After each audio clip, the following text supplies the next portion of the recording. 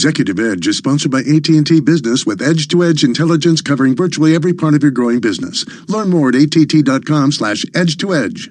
Through the AT&T network, edge-to-edge intelligence gives you the power to see every corner of your growing business. From finding out what's selling best, to managing your fleet,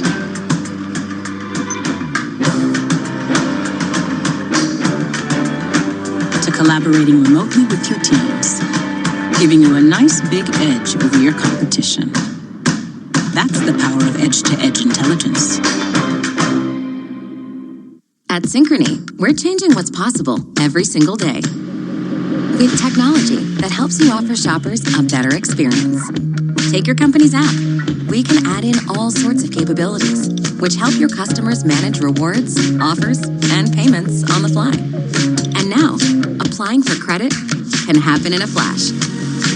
That way, more people can start shopping with you on the spot, wherever they are. How's that for changing what's possible? I'm 52, but in my mind, I'm still 25. That's why I take Osteo Biflex to keep me moving the way I was made to. It nourishes and strengthens my joints for the long term. Osteo Biflex, now in triple strength plus magnesium.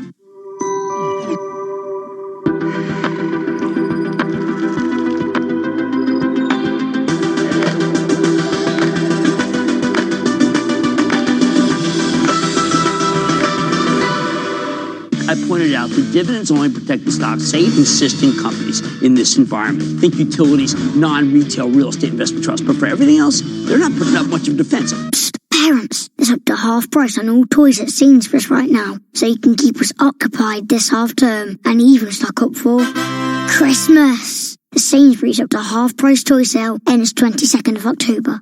Subject to availability at selected Sainsbury's stores, excluding Centrals and Locals, not available online. Valid 16th to 22nd of October. Right now, the future is being written by people like you. Creative thinkers, tech lovers, problem solvers. Are you going to stand by and watch? Well, show the world what you've got.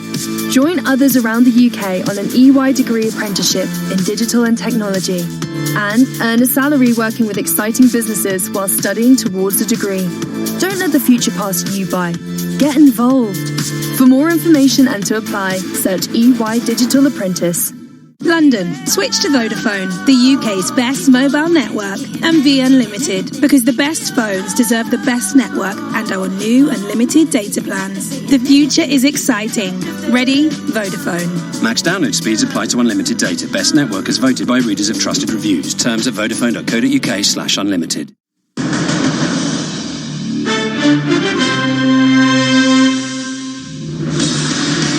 Welcome back.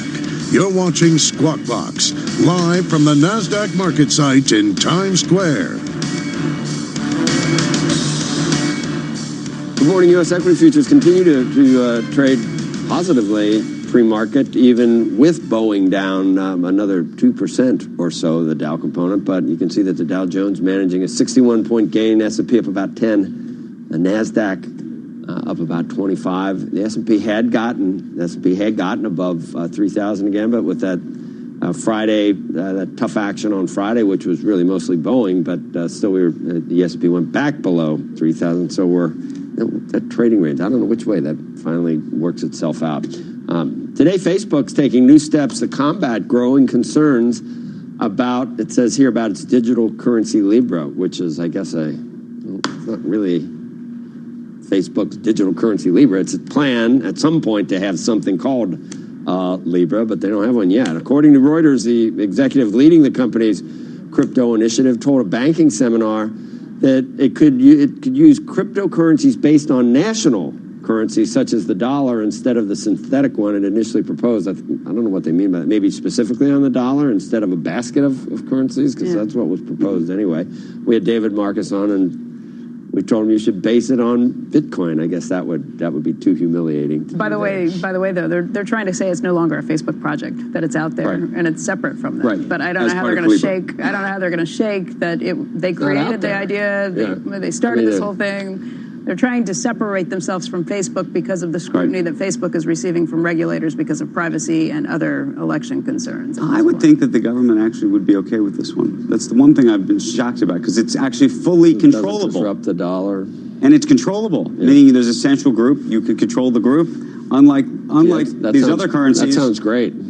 Well, you may dislike it. No, it's great for the right. But I'm saying as a government, I find it. The whole thing. Why should I be happy? It's great for the government and not for the consumer. I'm a consumer. No, but my point is, I could understand if the government was going after Bitcoin. That I could understand, because it's effectively an uncontrollable situation. This is like, I know who to call. I can pick up the phone. That's what I've These said are for the a long people time. to This is fix. more like a debit card than a digital currency. But And by there the way, may be some confusion about everybody what it is. And again, just the association with Facebook. JP Morgan does one. They're all trying to do this. Right. They're all trying to do this. We're referencing JP Morgan. Facebook is the project has suffered some setbacks, including the exodus of some early backers. Just MasterCard, Visa, eBay, PayPal. And Bookings Holdings. Because regulators told them. There were a couple of senators who said, if you don't disassociate, we're going to come after you and investigate That looked pretty good, though. When you had those guys in the consortium, it looked pretty good. Right. Then they leave, it's like, whoa. On Friday, Jamie Dimon did speak at a conference hosted by the Institute of International Finance down in D.C. He called Libra a neat idea that'll never happen. Okay. When we come back, Boeing backlash, the latest on a report that says the FAA was misled by Boeing employees on the safety of the 737 MAX. We will get you up to speed on the company's response next. And later, Senator Mike Braun will join us to talk trade, taxes, and much more. Stay tuned. You're watching Squawk Box on CNBC.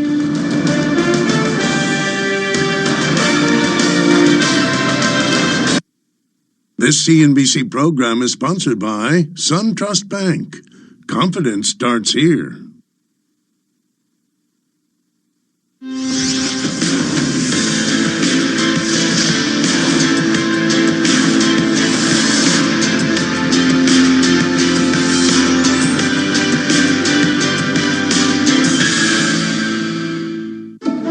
Some farms grow food.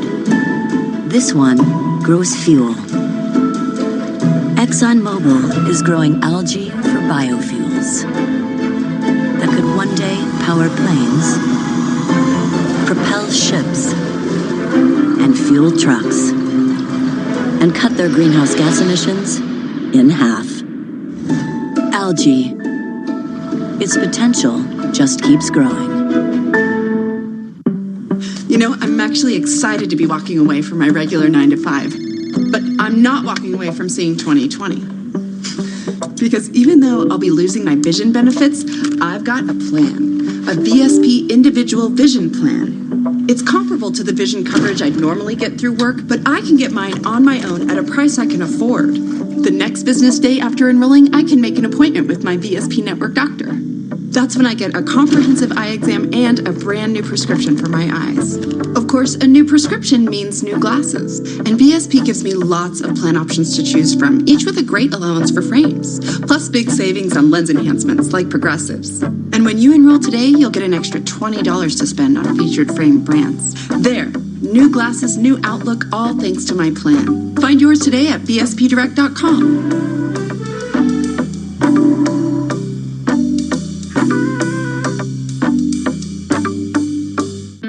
Did you know that 4 out of 5 homeowners draw a blank when asked what their home projects should cost? That's why Home Advisor created a national database of home project costs, so you can easily see what others paid for similar projects in your area. Then you can get matched with top-rated pros and read their reviews, all for free. Start your next home project knowing what you should pay. Go to homeadvisor.com or download the free app.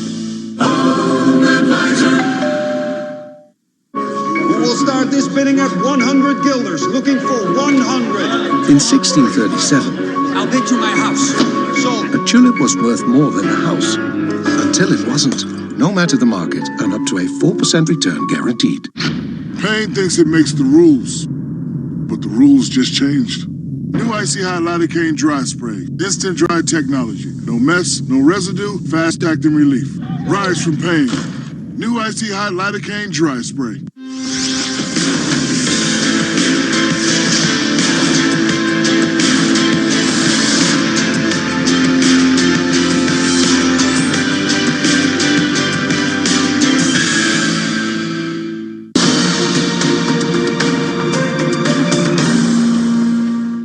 artificial intelligence is about sensors. Devices become remotely machine addressable, whether it's vibrations, temperature, and then we can apply machine learning and solve classes of problems that were previously unsolvable. 10 to 20 years out, we're looking at highly censored human beings, devices attached to the heart in the cerebrum that will do everything from monitor blood chemistry to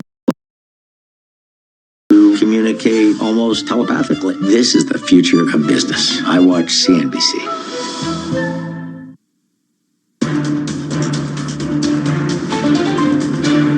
Welcome back to Squawk Box. Boeing shares down again this morning as questions continue to swirl around CEO Dennis Muhlenberg and the company's flagship 737 MAX. That stock had its worst day in more than 2.5 years, losing almost 7% on Friday.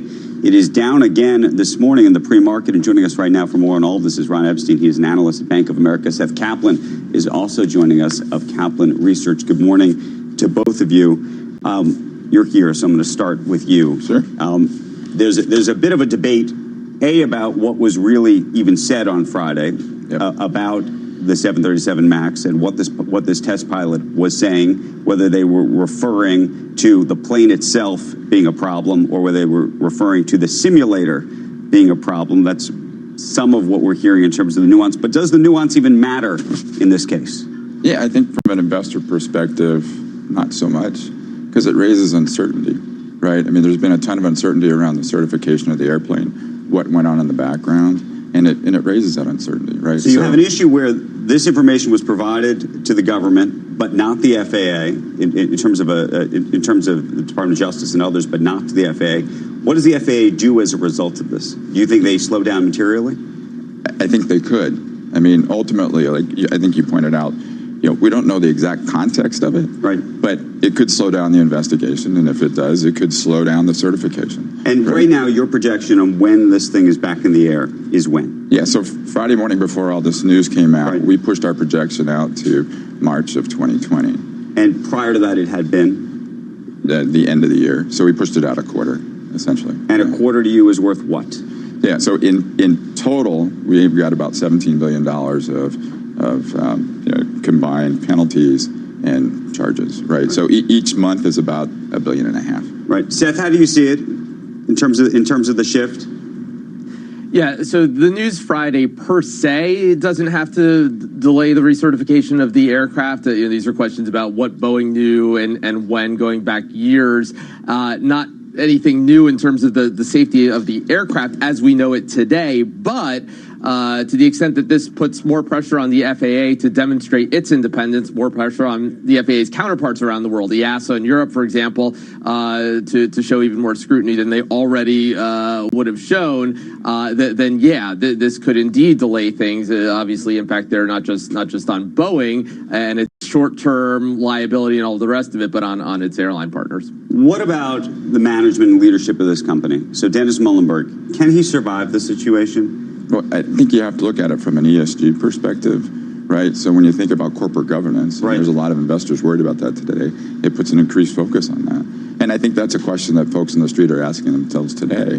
What happens to the C-suite in general, right? But I think the question that I would ask, and I would ask it of the board of Boeing, and I ask it of Dennis Muhlenberg himself, is there an argument to be made, Seth, for him to effectively take himself out of this? Meaning, does the dynamic change if there was a different leadership at the top? And if there was different leadership at the top, to the extent you care about continuity, does it make it easier, or it may make it easier with the regulators, but harder on the management? How do you see it? Yeah, and that's the question. At what point does that balance tip, right? There was a Wall Street Journal report out late last night that talked about how, nobody in senior leadership at the company, at the commercial aircraft division, senior engineers, nobody's lost their job. Now, on one hand, you can imagine how, from a standpoint of getting this all right, you would want the people with the institutional knowledge there. But at what point are they, more a part of the problem than the solution?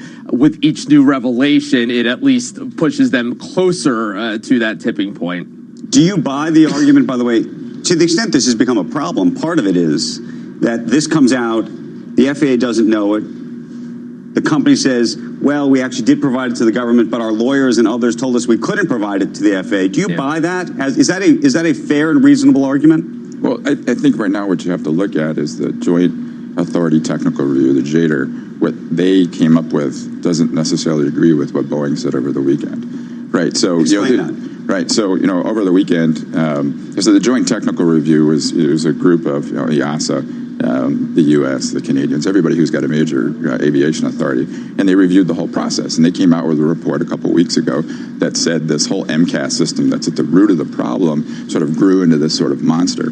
Over the weekend, Boeing said, actually, that's not the case. So there's some disagreement now between the Boeing company and the Joint Technical Review. How it reflects back on this is like, well, where does all this fit into it? Just reading the FAA's response, the head of the FAA's response to this over the weekend, he sounded ticked off. He sounded very unhappy that they did not make these documents available to the FAA at the same time they were making them available to the criminal procedures on this. I mean, if that's the case, you already had all the other international regulatory bodies against you. If the FAA turns on you, you've got some serious problems getting it back up in the air. Sure. I think you have to pay attention to also the pilots, right? SWAPA, the Southwest Pilots Union, came out very, very, very strongly against this, right? Well, they have a lawsuit. We should probably put in mind they have a lawsuit because they're mad about the lost potential pay that they have going with this. But they are your largest customer. They're the largest operator of the airplane, and they came out on Friday saying, Boeing was fraudulent and putting the flying public at risk. Now, granted, you got to put it in the context, like you said, but the American Airlines Pilot Union, who doesn't have a lawsuit, they came out almost as strongly. Right. Seth, you have been relatively bullish on this company despite all of this. Do you have any different view today? The question for the long term that I'm looking for here are, when are we going to hear about any new pilot training requirements, right? I mean, all of this that we're talking about today is somehow going to get resolved. It's going to cost a lot of money, but they'll move forward from these questions of when they should have come forward with this information. Boeing until now has continued to say that it doesn't think that pilots are going to need new simulator time to transition from the older 737s to this aircraft. Boeing, of course, has turned out to be overly optimistic about other things. If that changes, and if it turns out that you do need simulator time, and if it turns out that each 737 MAX basically comes with, who knows, millions of dollars, perhaps of additional pilot training expenses over the life of the aircraft, then that puts downward pressure on pricing for this aircraft for the long term. The thousands of units that Boeing has sold and hopes to continue selling. So, right now, it's a volume question. Airbus is taking orders for its competing product, the A320. Boeing isn't. But if it's a question for the long term, not just of volume, but also of yield, and if this plane just turns out to be worth less to airlines from their perspective, then that's a long-term issue for Boeing. Okay. Ron, Seth, thank you guys. Appreciate it. Thank you. It's a story that we will continue to have a lot more on throughout the program. And coming up, a number of firms initiating coverage of Peloton. It's made its debut public late last month. Wasn't really a great debut. We're going to talk to an analyst who says the stock could go to 30%, or could go 30% higher, above 30, I like the 33. It came to about 29. As we head to break, here's a quick check on what's happening in European markets right now.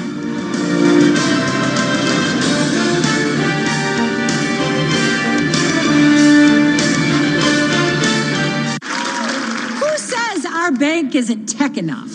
Everybody look at your phones. The design thinking, digital engineering, security, blockchain, and we will be first to market. Yes. When do we launch? Unfortunately, in 2 or 3 hours. Why the delay? Cognizant is helping banks use digital technologies at scale to advance speed to market.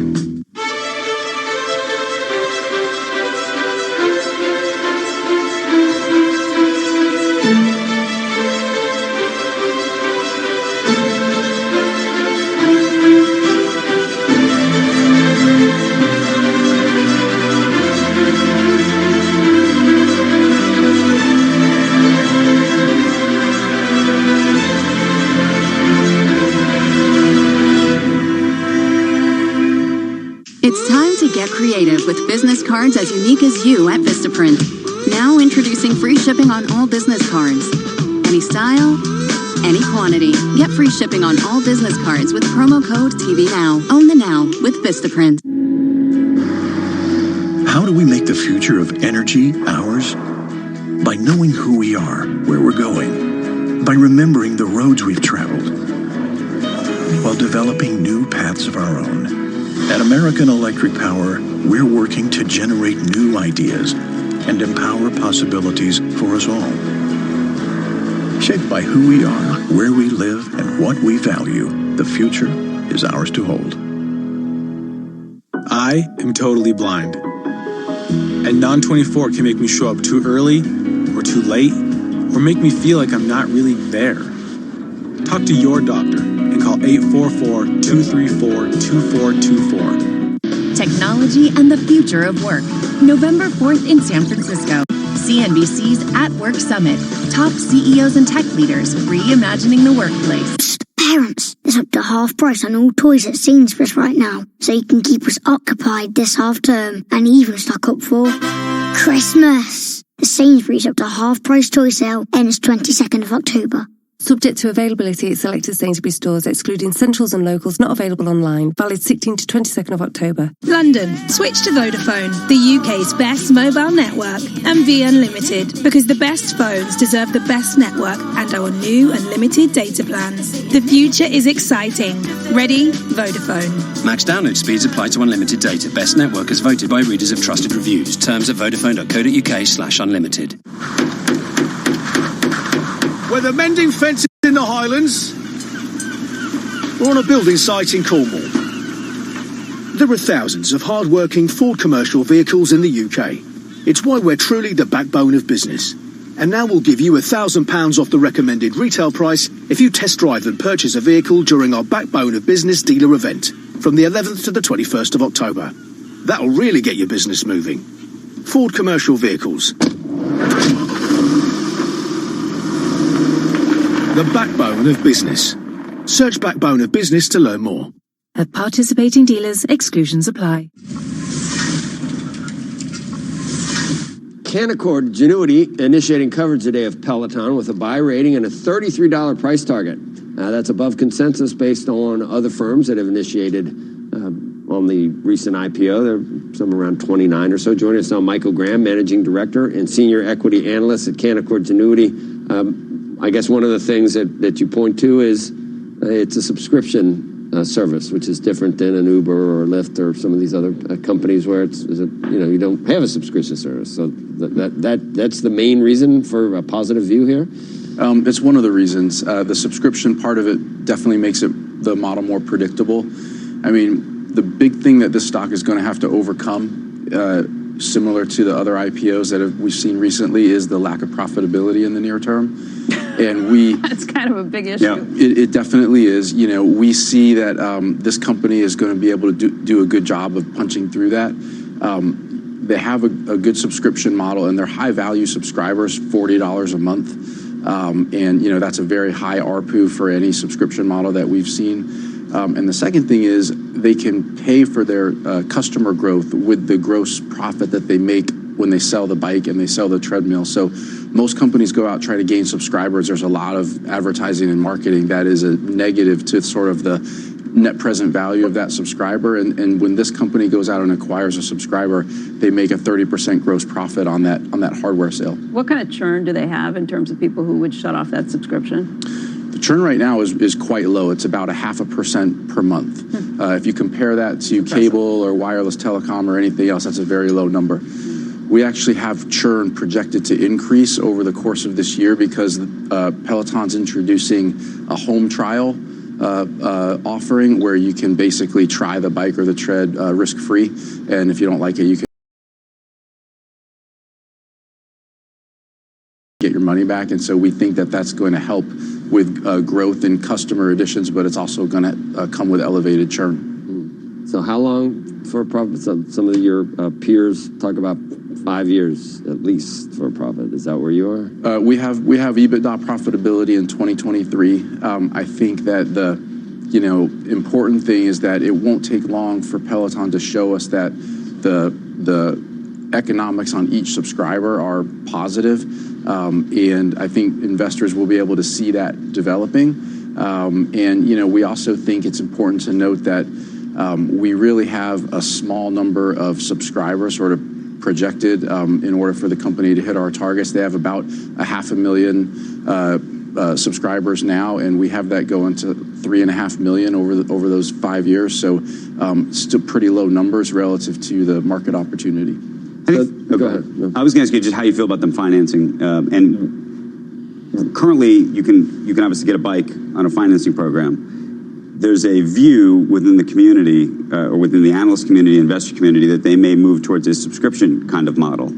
Is that something you would be in favor of? I mean, you could see how that would move growth faster, but at the same time create its own risks. A little bit of credit risk, yeah. So they do have a program now where they offer the bike or the treadmill for zero money down, right, and then they layer that into the subscription. They offload that risk and just sort of recognize a lower amount of revenue for the product when they do that. So they don't take on ongoing credit risk. We think that it's important that it helps expand the market, and you have families who are looking at the Peloton offering and saying, well, I can sort of do this for $40 a month, and it's a lot more if you do the financing plan. Right. But you look at that. Are they using outside firms to do the financing? They are. They lay off the risk to a financial partner that's experienced at that. And we see these households doing a comparison between the cost of the monthly membership versus going to 2 or 3 SoulCycle classes in a month. It's a good One thing is what happens if there's an economic downturn? Because I think about gym memberships in a situation like that, and those can get trimmed pretty quickly. So there's a real argument to be made that this product appeals, in our opinion, to wealthy households, that it's sort of like not a big expenditure for those households. But we think it also appeals to more middle-income households as well, because it does represent a savings when you think about, okay, I'm going to not that's go your to growth prospects. If they would be the ones who would say no in a downturn. And the company said during its IPO that the under 75,000 in income is the fastest growing part of their customer under base. Under 75,000? Yep. And you think they're going to keep a $40 a month subscription fee? Well, again, it's a value. Downturn? It's a value. Well, it remains to be seen, but it's a value trade-off for households to kind of compare that to the cost of maintaining a gym membership or going to a lot of boutique fitness classes. So you buy into it's a technology, media, software, product, experience, fitness, design, retail, and apparel and logistics firm. It's 10 things. It's not an exercise bike retailer. Well, we really see that they have the potential to help households engage with fitness in a different way. Do it at home. Do it with some innovative content. It's a vertically integrated digital platform. I mean, it sounds like, I don't know. The new name for these are not comms. Yeah. We think that they have a good opportunity to help. Yeah. Okay. All right. So, I mean, I remember I got one of them 8-minute ads, or 7-minute ads, and I realized, you can't get ads with 7. You need 8 minutes, right? I mean, you remember all those Suzanne Summers? It doesn't come without work. Remember Suzanne Summers was selling something? You do it all with your own most. We got to go. Oh, that was a thing. You guys do that. Coming up when we return, thank you. When we return, opening statements will take place today in the country's first federal trial over the opioid crisis. We are going to have a live report from Ohio when we return. Squawk Picks is sponsored by Wisdom Tree, the modern alpha pioneer.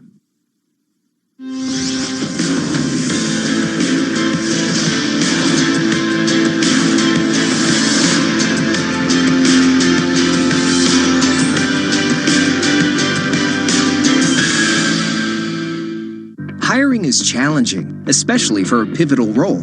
It definitely felt like we were looking for a needle in a haystack. So Dylan used ZipRecruiter. He posted his job, ZipRecruiter sent it to over 100 top job sites, and then matched his job with qualified candidates. We were very impressed with how quickly we had quality candidates apply through ZipRecruiter. It's very important that we choose the right people, and ZipRecruiter's been able to help us do that. ZipRecruiter, the smartest way to hire. Try it for free at ZipRecruiter.com/index.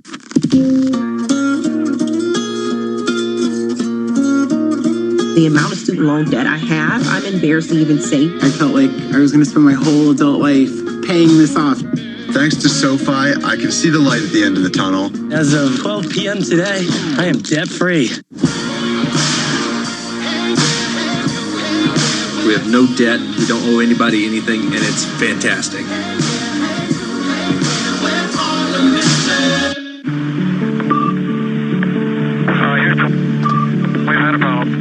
Problems.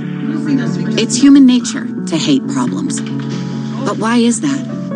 After all, problems inspire us to mend things, bend things, make things better. Okay, great.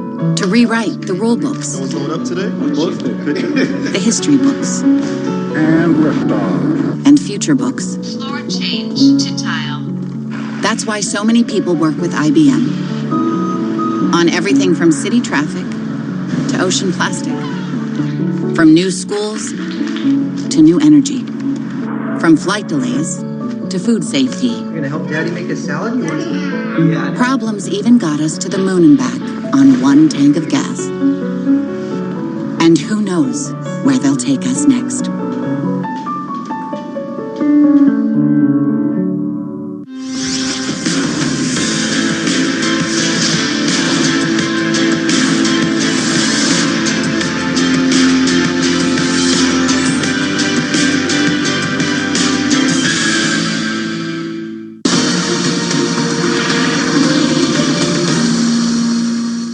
The battle for subscribers and content fueling headwinds for Netflix.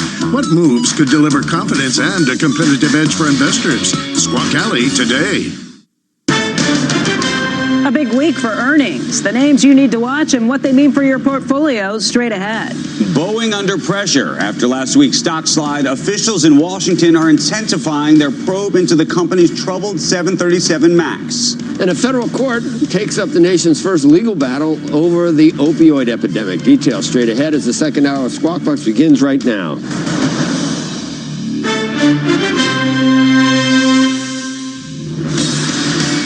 Live from the beating heart of business, New York. This is Squawk Box. Good morning. Welcome to Squawk Box right here on CNBC. We're live at the NASDAQ market site in Times Square. I'm Andrew Ross Sorkin along with Becky Quick and Joe Kernan this morning. Take a look at U.S. equity futures at this hour. Dow looks like it would open up about 54 points higher right now. S&P 500 looking to open up about 10 points higher. And the NASDAQ looking to open about 25 points higher. In the headlines this hour, President Trump's reversed his decision to hold next year's G7 meeting at his Doral Resort in Florida. The president said a search for another location would begin immediately and that Camp David was under consideration as a possible site. Acting Chief of Staff Mick Mulvaney said the president was honestly surprised at the level of pushback. You were out on, and we had Sternlicht sitting here. Yep. I watched some of it. Between actually. us. Yeah, I watched some of the. We immediately had. I miss Barry. We immediately had the answer, and this was before they decided to pull it. I said, you got to change your mind on this and do it at Sea Island, which is and Barry. Barry was he's not an owner anymore, but it's Anschutz now. Yeah. But it's my favorite place, and there's precedent there, and they still got these beautiful rooms and these beautiful desks, and the G7 was already there, and we were saying that, and then the next day, the Wall Street Journal. Yep. In a piece said, do it at Sea Island. Now, I don't know whether they were watching us or just great minds or whatever it was, but it was, and maybe it's still in the running. So I don't know where they're, I'm thinking Camp David, aren't you? Because the government, it's really nice and it's secluded and everything else, and it's been done there. But I don't know, but it was just funny that the way the whole thing played out. And it was also funny, I guess, that, Mulvaney talking to, Chris Wallace saying that Trump still considers himself like a host, a lodging guy, and come to my place. You can eat shit. So, and Chris Wallace immediately said, "You're the president of the United States, right?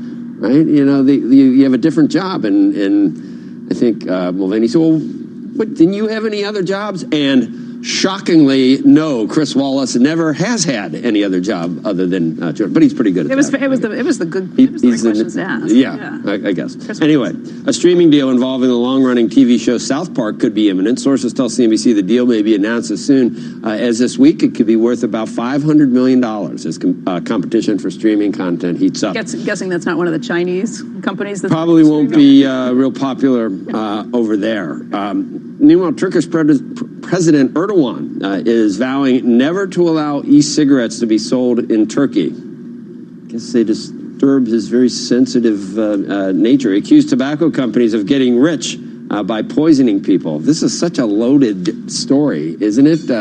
With something other than phosphorus. Little. Yeah, exactly. Currently, vaping is not illegal. God, it's not illegal in Turkey. I'm glad they're getting this squared away in Turkey. I'm glad he's focusing on vaping. Anyway, purchasing or distributing e-cigarettes is against the law. Erdogan is often, I can't believe I'm reading this, has often urged Turks to quit smoking and drinking. I mean, is he involved in some... to this issue over here. I mean, I can't even believe that I just read it. Well, I didn't read it with a straight face, but anyway.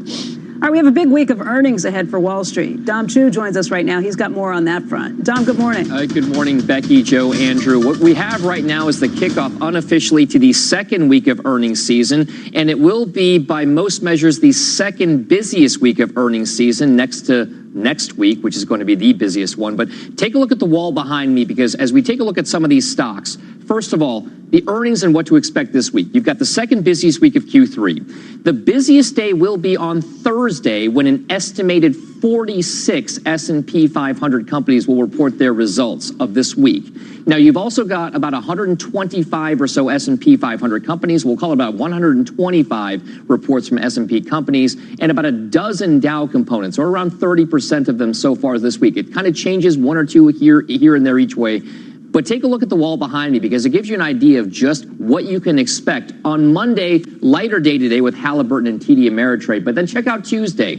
Chipotle, one of the biggest performers in the S&P 500 so far this year, reports. Dow components, Procter & Gamble, McDonald's, and United Technologies. Tuesday, Boeing, Caterpillar, Ford, Microsoft, Tesla. Wednesday, that's Wednesday. Thursday, Visa, 3M, Amazon, Intel, Twitter. Remember, again, the busiest earnings day of the week, 46 reports. And then on Friday, Philips 66, AB, InBev, Verizon, Dow Component, and Barclays as well. So 125 companies, roughly a quarter of the S&P 500, a dozen Dow Components. It's going to be a fun one. We'll have some real company-specific catalysts, Joe, to drive some of trading this week. So it'll be a big one. We'll keep a watch on it for you guys. Back over to you.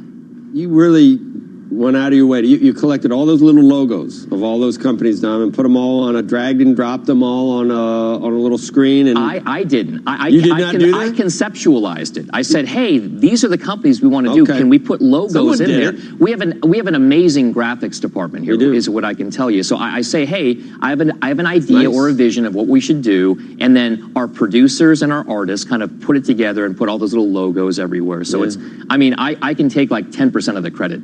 The work on this is certainly our artists.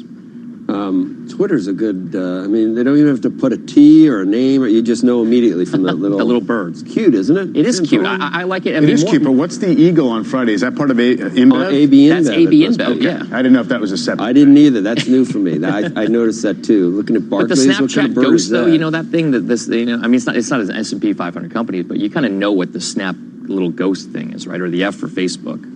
Now, see, I wouldn't change any of those, because, like Amazon, if someone said, you know, you need to change that, you shouldn't change that, right? No, that little smiley thing is kind of iconic at this point. It is. All right. So we cover it all here. Now we're doing some branding and stuff. Or Verizon or something? There were some really good. Allegiance. I mean, why keep United Airlines? I mean, who's heard of that? You know, let's go to Allegiant or whatever the hell. Primerica. No, I know, but I mean, how do you even... Right. Anyway, joining us now, Jim Paulson, Chief Investment Strategist at Luthold Group. Mike Santoli, CNBC Senior Markets Commentator. I'm going to get to you in just a second, Jim, but I want to whisper something to Santoli. It's October 20th, and nothing has hit the fan. October 21st, yeah. Is it? Yeah. See, I mean, I even missed it. But nothing has hit the fan, and it's October. And that I always worry about the teens. The Ides of October always worry me. Yes. It hasn't happened this time. A little bit of chatter that, you know, we have after the options expiration last Friday, maybe there's going to be a little bit of rumbling. But no, I mean, the market has been very, very calm at the index level. We kind of got a lot of that choppiness front-loaded in August, and I think what we're doing right now is kind of figuring out if August was, you know, just a little bit of an overreaction to these signals that we're having too much of a slowdown, or if that was a little bit of a tremor. Did you read Paulson's stuff? Sure. Oh, you did? Okay, because I was thinking, wow, you're a genius, because Paulson, that's exactly what you're going to say, right? You got that the recession fears peaked in August, and since then, things have been I think that case is not nearly as compelling anymore based on the data we've seen, and that's why things are acting a little bit better. With you, I was going to say you've been waiting for good things to happen, and the jury's still out. I mean, we're back right around 3,000 on the S&P, and I honestly don't know. Do we head back to 2,700 or finally break out and go up? Do you know? I wish I knew, Joe, for certain. You're right. I've been waiting a while. This recent high this year has been tough to break, and we'll have to wait and see if we do it here now amidst the earnings season. But I kind of think that the fear we had in August was pretty immense, and it took yields down to extraordinarily low levels. It inverted the yield curve. It dumped commodity prices. It killed off international small cap cyclical stocks. And what you see since that sort of fear crescendo peaked in August is a lot of the trends in the markets have changed. So you're really seeing a huge upward move in bond yields going on, not only here, but globally. The German bond yield is up. The Japanese 10 years up. Here it's up. And I think that's a big sea change. The yield curve inversions, two important ones, have been completely eliminated. Removing some recession fears.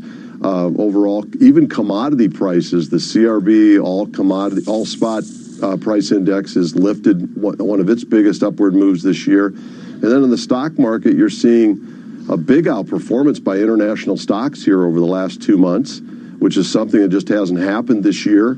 And you're also seeing a little better action from small caps and from cyclicals overall. So I do think there was something that switched around that August fear crescendo that might continue to play forward. And I think right now, in addition, we've had better economic reports over the last 2 months coming out a little better than expected. We're probably just finished up another 2% quarter here in the third quarter, where we started. I think if earnings or economic reports have been coming in better than expected, then I think earnings reports might prove to be better than expected as well. So I think it does key on earnings. If earnings continue to do a little better, then I think we're going to finally break the glass ceiling here of 3,025 in the S&P and maybe challenge 3,100. Did you know all that? I mean, you have looked at a lot of stuff. There's not much to do up there in Minnesota, I guess. I mean, you got the Vikings, I guess, but wait till it's 40 below. Winter, Joe. Wait till it's I'll have 40 a lot more below, time. and you don't even. But did you know? Did you realize that about? Or have you I'm pretty much tracking all those trends in terms of how. And you're in New York. You have things. You have a life. That's true. They have, 10,000 lakes. No, they do have 10,000 lakes. They're all frozen over. But. What I would say is, in terms of the overall index being a little bit, either it's resilient to all these concerns that Jim was just going through that we went through in the late summer, and it was, or it's kind of sputtering right here. But look at the high growth stocks that people were loaded into going into this phase. Software down a couple % last week. That's why the overall index is stuck, even though all the kind of cyclically geared stuff in the financials and the foreign stocks are doing better. So that's why you want to look to Microsoft, Visa, Amazon this week, and Chipotle, not because they say so much about the economy, because the reaction to those reports will tell you if the character of the market's changed or not. And the Fed might pause, possibly. Possibly. Well, that could be the pause after October. Maybe because of what the Fed futures are saying, but it's being talked about, I think, Jim. You don't think they should go down, do you? I think, personally, Joe, I think if the Fed paused, it might not be all bad. I mean, because if they do pause, it'll be because the bond yields are going up and the reports are strong enough to support higher rates. I mean, look at the 10-year yields pushing 180 this morning, funds rates at 2. I think it'd be okay if the Fed wants to cut the rate to 1 3/4 and eliminate that 10-year to funds inversion. But the much better result would be, let's say we get a manufacturing ISM which turns up unexpectedly next month, and the 10-year yield goes above the funds rate all by itself over 2%. That'd be a much better result for building confidence and bullishness in the stock market than if the Fed has to cut again. Right. I mean, there's more to do where you are than, like, if you go west, it's even worse, right? I mean, Fargo and Brainerd, right? We got plenty to do here, Joe. I mean, we've got the 17th ranked football team in the country in college football. We got college the Vikings football. No one's paying that, but Twins are out. Vikings won yesterday. I didn't know who to pick. Vikings won. The Gophers won. It's still pretty nice out here yet. The Gophers. So we gotta enjoy it. Oh, wait a minute. Who'd the Gophers play? Rutgers, one of those New York teams. Wow, you beat Rutgers? Woo! One of those big city New York teams, sir. New York, Right. No, it's New Jersey, New Brunswick. God, no one wants to claim that football team. Anyway, thank you. I'll claim them. I just won't defend it. A lot more coming up. They wanted to be in that conference.